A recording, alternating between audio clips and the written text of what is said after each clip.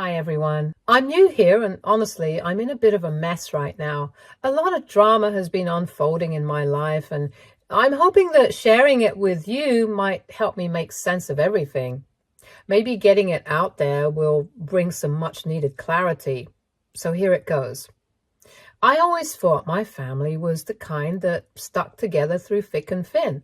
My grandma was the matriarch, kind and gentle woman who everyone seemed to adore. She was the glue that held our family together, hosting every holiday gathering at her home and always making sure everyone felt loved and included. For as long as I can remember, I was closer to her than her other children and grandchildren. We shared a bond that was special, something beyond the typical grandparent-grandchild relationship. Growing up, my grandmother was my world. She was the one who raised me, teaching me everything from how to tie my shoes to how to stand up for myself. We had a bond that no one else in the family seemed to understand. While everyone else came and went, busy with their own lives, Grandma was always there with me. She was the one constant in my life, the person I could always count on. When I was young, my parents often left me in her care while they worked, and over time, Grandma became more of a parent to me than anyone else. My siblings and cousins, though close when we were kids, started to drift away as they got older, their visits to Grandma growing fewer and further between. But I never wavered. I made it a point to see her regularly, even when life got busy. It wasn't out of obligation. I genuinely loved spending time with her. Then came the day that changed everything. Grandma was diagnosed with a chronic illness. It wasn't a surprise given her age, but it was still a devastating blow. The doctors were honest with us. They said there was no cure, only management. Her health would gradually decline and she would need more care as time went on. It was a difficult reality to face, but I knew immediately that I would be the one to take care of her. When the family got to know that Grandma needed someone around for constant care, half of them had the idea that she should get a nurse, and half of them didn't even care. I expected that at least my parents would care about Grandma's health, but no. They acted like everything was okay and this was just some normal news. So, without a second thought, I moved in with her. My parents were supportive at first, grateful that I was stepping up, but I quickly realized that they were more relieved than anything. They visited from time to time, but it was clear that they were content to let me handle the brunt of the work. My siblings and cousins, who had already been distant, practically disappeared from Grandma's life. They were too busy with their careers, relationships, social lives to make the time. The first few months were challenging but manageable. Grandma's condition was stable. Although she needed help with daily tasks, she was still somewhat independent. We continued to spend our days together, cooking, watching movies, and reminiscing about the past. But as the illness progressed, she became more dependent on me for everything. It was heartbreaking to see her struggle, but I never once considered leaving her side. Meanwhile, my siblings and cousins remained absent. They rarely called, let alone visited. It was as if they had forgotten about her entirely. I tried not to let it get to me, but it was hard not to feel resentful. Here I was, sacrificing my own life to care for Grandma while they went on with theirs, seemingly unaffected. My parents made excuses for them, saying that everyone dealt with things differently, but it felt like a cop-out. As time went on, Grandma's health continued to decline. She needed round-the-clock care, and I became more of a nurse than a granddaughter. I took a work-from-home job, so I am always available for her. The job didn't have the best salary, but it was enough. It was exhausting, both physically and emotionally, but I never regretted my decision. I loved Grandma, and I wanted to be there for her no matter how difficult it got. Our days became a routine of medications, doctor's appointments, and trying to keep her comfortable. Despite the challenges, there were still moments of joy, small victories like getting her to eat a full meal or seeing her smile when we watched one of her favorite old movies. But those moments were rare, and most days were a struggle. I had put my own life on hold, my career, my social life, even my relationships, all to care for Grandma. It was a sacrifice I was willing to make, but it wasn't easy. But at last, my efforts were not enough. And the day that I was scared of was there. Grandma passed away. I knew it was coming, but nothing could have prepared me for the reality of losing her. She died peacefully in her sleep, just as she had wanted. It was a bittersweet moment. Relief that she was no longer in pain, but an overwhelming sense of loss knowing that she was gone. In the days following her passing, the family began to gather. My parents, siblings, cousins all arrived, offering their condolences and sharing their memories of Grandma. It was strange to see them all together after so much time, especially knowing how little they had been involved in her life during her illness. But I pushed the bitterness aside, focusing instead on honoring Grandma's memory. Then came the reading of the will. I found it kind of ironic that Grandma had asked our whole family multiple times to come and hang out with her, but the only thing that could get them to her place again was their greed for her money. What happened next, though, was as unexpected for me as it was for everyone. Grandma's lawyer explained that Grandma had left behind a substantial estate, over $2 million in assets, including her home, her savings, and several investments. I was caught off guard. I knew Grandma was well off, but I had no idea the extent of her wealth. After the lawyer's announcement, the room went silent. I was shocked, to say the least. I had never expected anything in return for taking care of her. I did it because I loved her. After all, she was family, and because it was the right thing to do.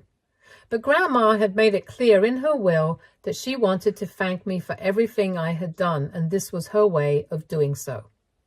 At first, my family seemed supportive.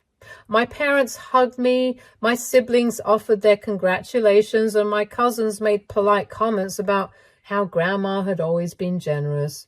But as the days went on, their attitudes began to change. It started with subtle remarks. My parents mentioning how nice it would be to renovate their house. My siblings talking about how they could use a little extra cash for various expenses. Then came the direct requests. My parents came to meet me and started talking about what had been going on in my life. This should have been my first sign that something was off, because not once in my life had my parents taken a genuine interest in my life. I know, surprising, right? But very soon they sat me down and explained that they believed Grandma would have wanted the estate to be divided among all her grandchildren. They argued that it wasn't fair for me to keep everything and that the rest of the family deserved a share too. My siblings agreed with this, and even my cousins, who had barely been around during Grandma's illness, chimed in with their demands. I was taken aback. I had expected some level of resentment, but not this. They all seemed to believe that they were entitled to a portion of the estate despite having done nothing to earn it. I tried to explain that I played no part in influencing Grandma's decision, and this was what Grandma wanted. She had specifically chosen to leave everything to me, and I did not want to go against her wishes, but they wouldn't listen. They accused me of being selfish, of putting money above family, and of not respecting Grandma's true wishes. They stormed out after giving a whole lecture, but that was just the beginning. The pressure became overwhelming. My parents started calling me daily, insisting that I reconsider. They even went as far as to suggest that Grandma wasn't in her right mind when she wrote the will, and that she had been confused or manipulated into making such a decision. It was a hurtful accusation, especially considering how much I had done for her, but they were relentless. My siblings were no better. My older brother, Tom, who had always been more interested in his career than in family matters, sent me a long-winded email detailing all the ways in which the inheritance could have been divided to benefit everyone. He even attached a spreadsheet outlining potential distributions, complete with percentages and calculations. It was as if he had been waiting for this moment, ready to pounce on any opportunity to claim what he saw as his share. He was the first one to outright suggest that I give him a portion of the estate to help fund his latest business venture, something he had never mentioned while Grandma was alive. My younger sister Emily took a different approach. She played the victim, sending me tearful voice messages about how hard things had been for her lately, how much she missed Grandma, and how it was unfair that she was left out of the will. Emily had always been the baby of the family, coddled and spoiled, and she knew exactly how to tug at everyone's heartstrings. She kept insisting that Grandma would have wanted us to share everything, that it was only right for the family to be united in this. What stung the most, however, was the way my cousins, who had been totally absent during Grandma's illness, suddenly reappeared, each with their own sob story.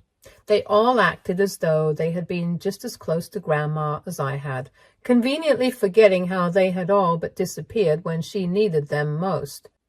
Cousin Jenny, who lived only a few miles away but hadn't visited Grandma in years, suddenly claimed that she had been planning to come by more often, but life just got in the way.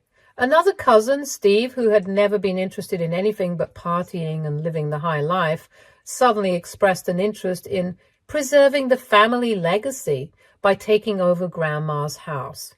The entire situation was absurd. These were the same people who hadn't lifted a finger when Grandma was sick, who couldn't be bothered to visit or even call to check on her, and now they all felt entitled to her estate. My siblings couldn't call us once. They didn't even pick up their phones when I called to tell them that Grandma's condition had gotten pretty serious and I could use some help. I was the one who had given up everything to care for her, the one who had been by her side through the toughest times, and yet they acted as if I was the one who had wronged them. They have now even threatened to take legal action, claiming that the will was invalid and that they had a right to contest it. I was devastated. How could my own family turn on me like this? All I had done was honor Grandma's wishes, yet they were treating me like the villain. I started doubting myself, wondering if maybe they were right. Maybe I was being selfish. Maybe I should just give them what they wanted to keep the peace. I still get constant texts from relatives through social media where they literally terrorize me for not doing what they want me to do. They hurl insults, call me selfish, accuse me of tearing the family apart. They seem to have forgotten all the years I spent caring for Grandma, the sleepless nights, the sacrifices I made, and the love I showed her when no one else did. Instead, they focus solely on the money as if that's all that matters. Now I am terribly confused about this whole situation because on one hand, I'm pretty sure of my stance and want to stick by it. How can I let them get away with this? Forget helping Grandma when she was sick. They didn't care about her at all when she was well, too. They were more concerned with their own lives, their own ambitions, and only now, after her passing, do they suddenly pretend to care about what she would have wanted. It's infuriating, and I refuse to give in to their demands. To do so would be to betray everything I did for Grandma, everything she stood for. But on the other hand, I feel like this is just tainting Grandma's memory. I never wanted things to happen in such ways and get this far. I wanted to honor her wishes, not create a family feud that would last for years. So now I find myself at a crossroads. Do I continue to stand firm, protecting Grandma's legacy and my own peace of mind, even if it means being estranged from my family forever? Or do I give in, just to restore some semblance of harmony, even though it goes against everything I believe in? AITA for refusing to share my inheritance, even though I know it's causing so much hurt and anger within my family? Am I wrong for wanting to honor Grandma's final wishes, even if it means losing the people who were once closest to me? Or should I swallow my pride, give in to their demands, and try to salvage what little is left of our family ties? Update 1. Hi guys, thank you all so much for your overwhelming support on my last post. It's been days of mixed emotions and I can't express how much your comments have meant to me. But as you can imagine, things have only gotten more complicated since then. My family's accusations and threats of a lawsuit have weighed heavily on me, and I couldn't shake the feeling that maybe I was wrong. I spent sleepless nights questioning myself, wondering if I was really the person they were painting me out to be, a greedy, manipulative opportunist who took advantage of a vulnerable old woman. The thought made me sick to my stomach. I knew I had to get some clarity, so I decided to consult a lawyer, the same woman who had handled Grandma's estate. She was incredibly understanding and patient as I poured out my concerns. She reassured me that the will was legally binding and that I had every right to keep the estate as it was. She emphasized that Grandma had been of sound mind when she made her will and that there was no question about the legality of her decision. She also warned me that my family might still pursue a legal battle, but she was confident that I could counter them effectively. Together, we decided to gather evidence to prove that I had absolutely no hand in influencing Grandma's decision when she made her will. My family has been claiming that Grandma had dementia in her last days, but we have the written diagnosis from the doctors that clearly states otherwise. There is no mention of dementia or any other cognitive impairment in her medical records.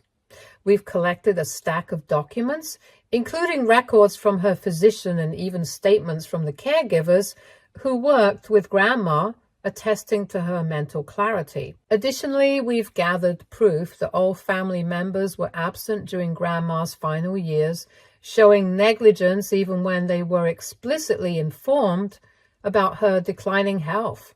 To build our case further, the lawyer suggested we compile any communications, like texts or emails, where I had informed my family about Grandma's condition and their lack of response or interest. I was able to find several messages where I had practically begged them to come and visit her, to spend time with her before it was too late.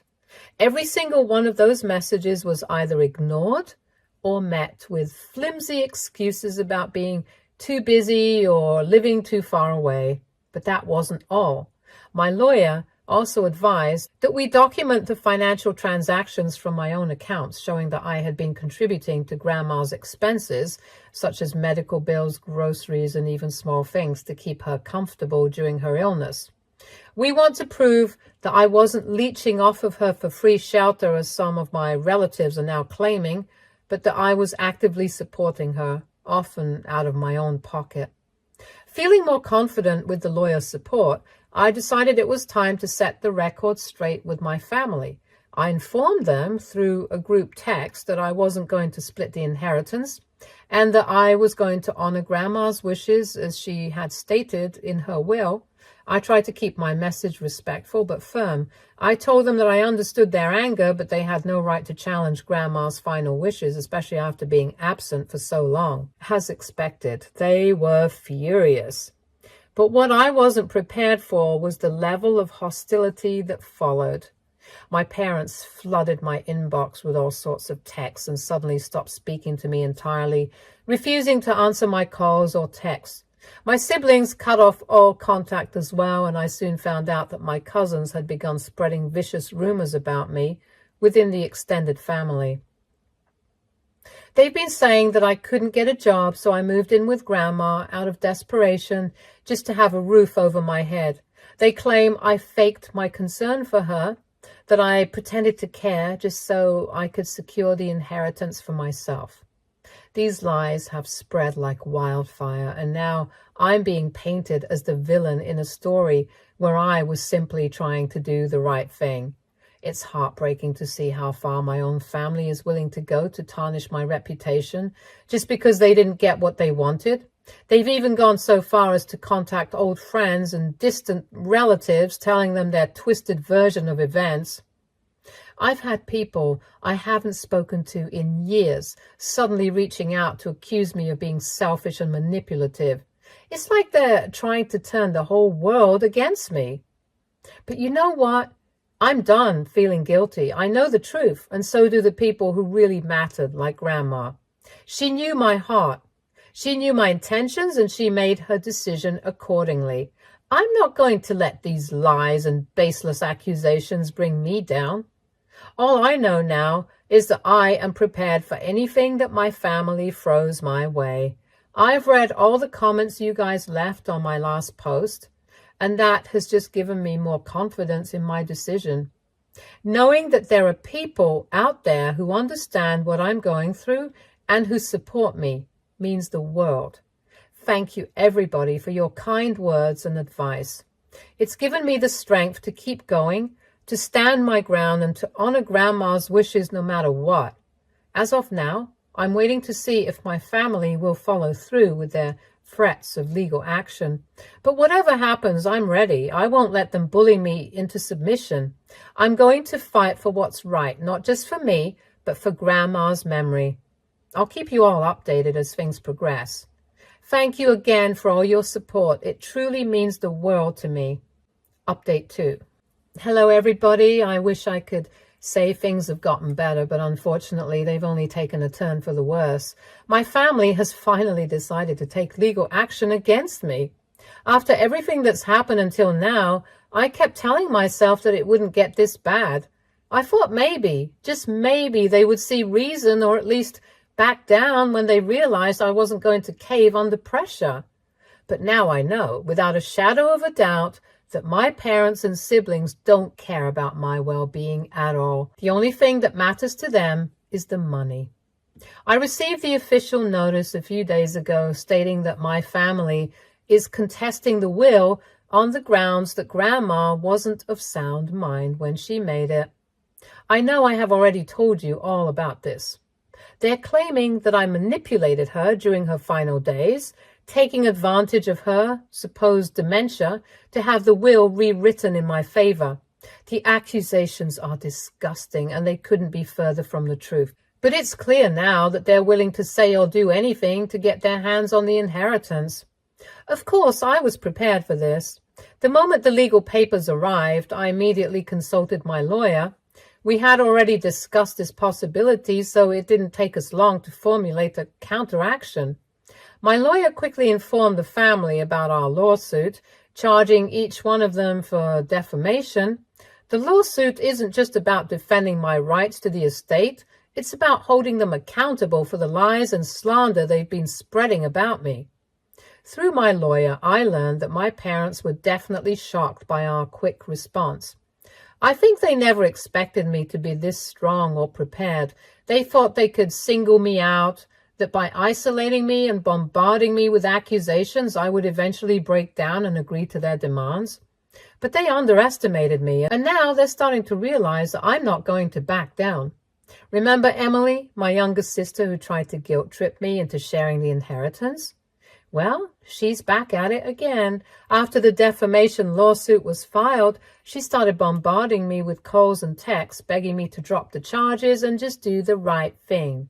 She said I was tearing the family apart, that I was ruining everything for everyone, and that Grandma would be ashamed of me for dragging the family through the mud. I almost couldn't believe the hypocrisy.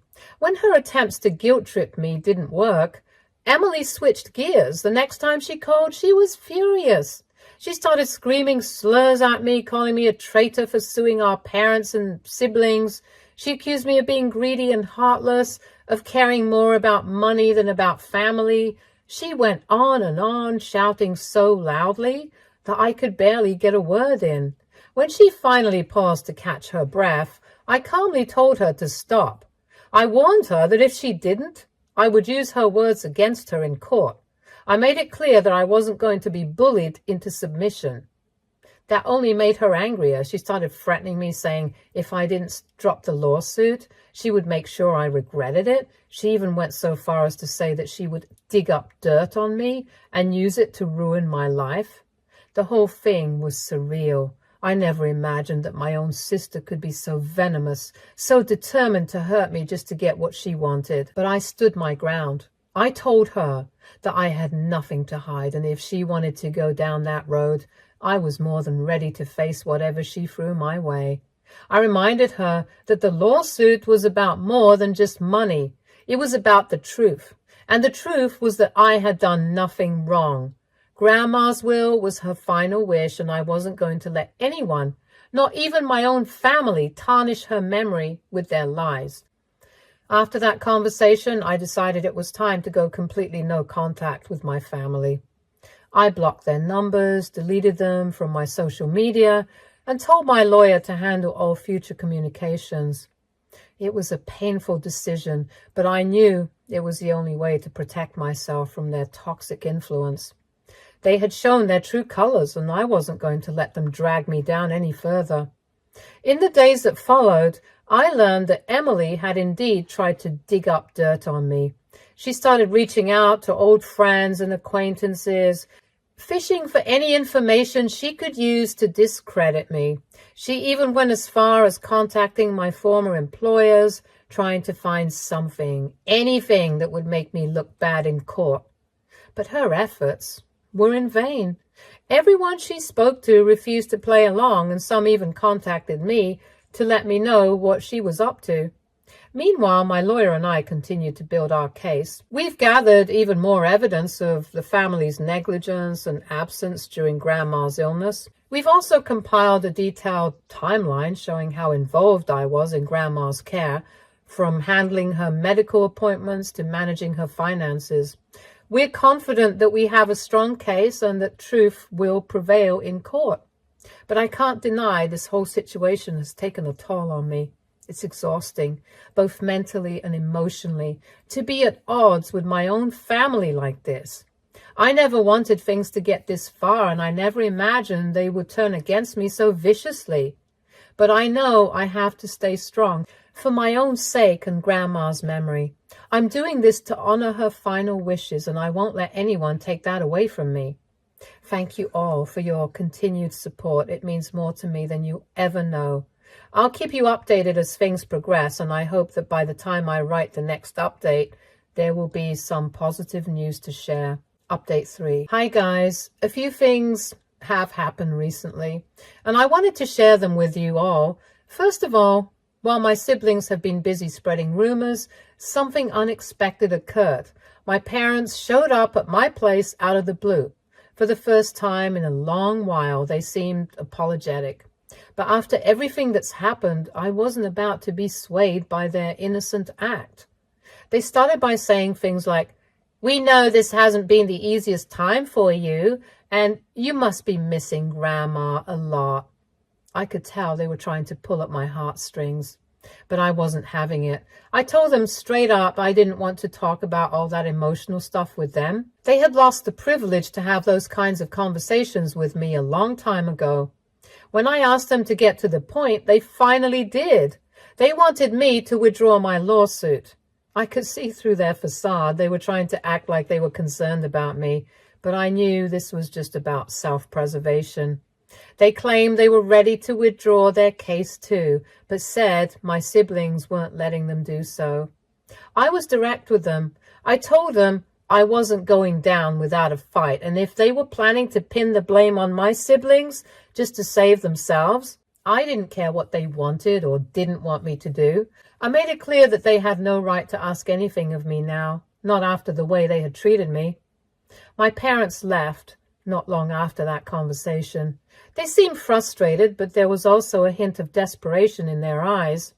It was almost like they were starting to realize that they had pushed me too far, that they had crossed a line that couldn't be uncrossed. Something must have changed their minds about me, though, because shortly after that chat, my lawyer received a call from my brother Tom. He informed her that they were withdrawing the case against me and that it would be great if I did the same. I have to admit, I was conflicted. Part of me wanted to keep fighting, to make them feel every ounce of pain they had inflicted on me. Nothing can erase the hurt and betrayal I felt after losing one of the most important people in my life and then being attacked by the very people who were supposed to stand by me. But at the same time, I was exhausted. I wanted this chapter of my life to be over. I wanted to move on, to find some semblance of peace after everything that had happened. So after careful consideration, I decided to withdraw my lawsuit as well. My lawyer informed my family, and she also made it clear that I wished to have no further contact with them. I told her to emphasize that they didn't need to invite me to any family gatherings and that I wasn't interested in rekindling any sort of relationship with them. They had made their choices and I was making mine. And I almost forgot to tell you guys, I donated a portion of the money that Grandma left me to a local NGO.